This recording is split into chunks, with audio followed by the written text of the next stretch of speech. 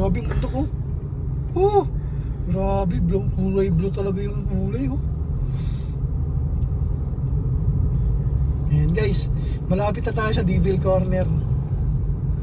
Yung pinagbabangkingan ng mga riders natin. Merong checkpoint doon kanina. Naglagay ng barikada. May ano yan, may purpose yun. Kung bakit sila naglagay ng ganun. Kasi marami dito nagkakarirahan eh. Lumagas. Kaya, pagbalik namin, papakita ko sa inyo. Ayun, kalsada na pala yan, oh.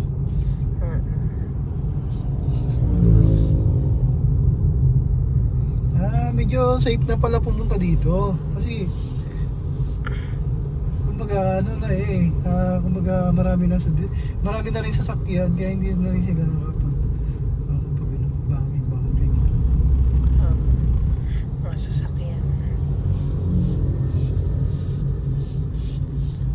Kaya ang dami nagpapasikat dito. Alam mo kung bakit? Maraming camera. Oo, ang dami photographer.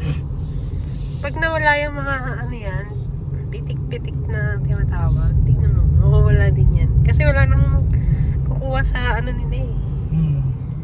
Wala nang magbabangking. Sino kaya nagpauso niyan dito, no? Mga ganyan-ganyan na. Okay lang naman sana, pero to the point na buti nga ngayon eh. Lalo ngayon, ang daming sasakyan. Alam mo, malaki rin yung pakinabang ng mga nagpipicture na yan eh. Kasi, alam mo ba, dyan sila yung mga nagmumotor, dyan sila nakakakuha ng pang my day, pang nila. Ang ganda dito, be. Ang ganda ng kulay. Pang pang profile picture. Ano to, gumuho? Landslide? Parang, no? Or Hindi. na-develop? Magagawin kalsada yan. Siguro. Ang ganda ng ng kulay. Green na green. Sana ma-maintain talaga to. Ayan na, ay meron ng dito, ano yan? Hindi ko alam. Ano gagawin dyan? Baka kuryente?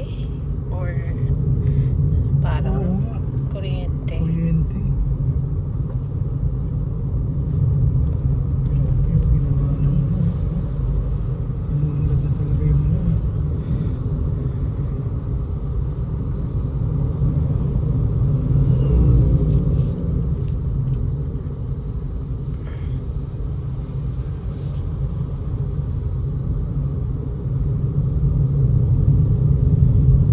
Wow. hindi sila makapag-ano dito.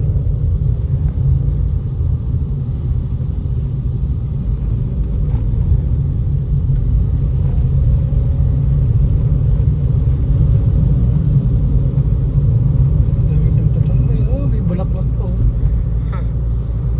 Tapos yung tatapon lang din naman. Rin sayang pera.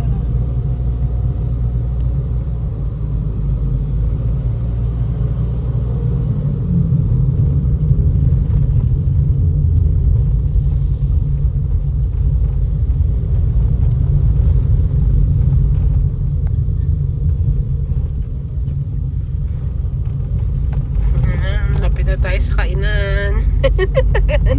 Nagutom na ako.